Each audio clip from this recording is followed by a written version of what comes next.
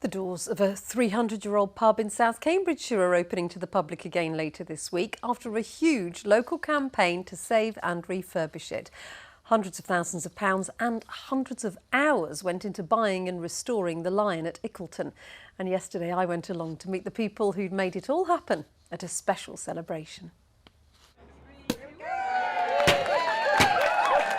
Christening the pub with a bottle of fizz. The honour going to Betty Wilmot, who, at 93, has lived in Ickleton her whole life.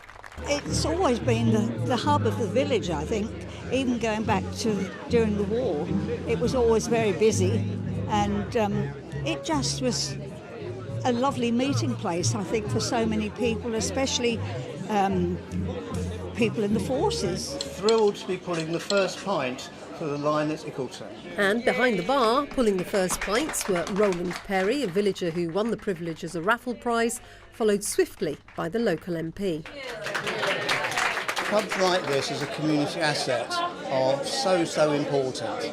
Too many of them have been turned into family homes, and they really ought to continue as pubs, particularly if it's the last pub in the village.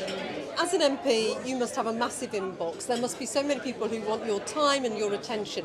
Why did you focus on this particularly? Because I think right now, given the difficult, volatile world we're living in, where people are kind of really worried about the world around them, what really helps people is to have community.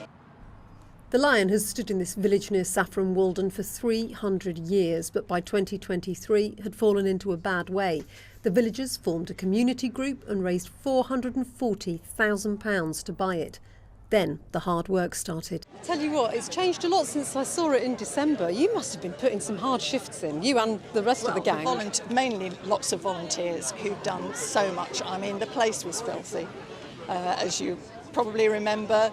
I can't remember whether you came when there was no heating, probably, no water, but, you know, it's looking fabulous now. And in terms of hopes for the future, let's give the final word to Betty. I hope it will continue as the life and soul of the village, really and truly.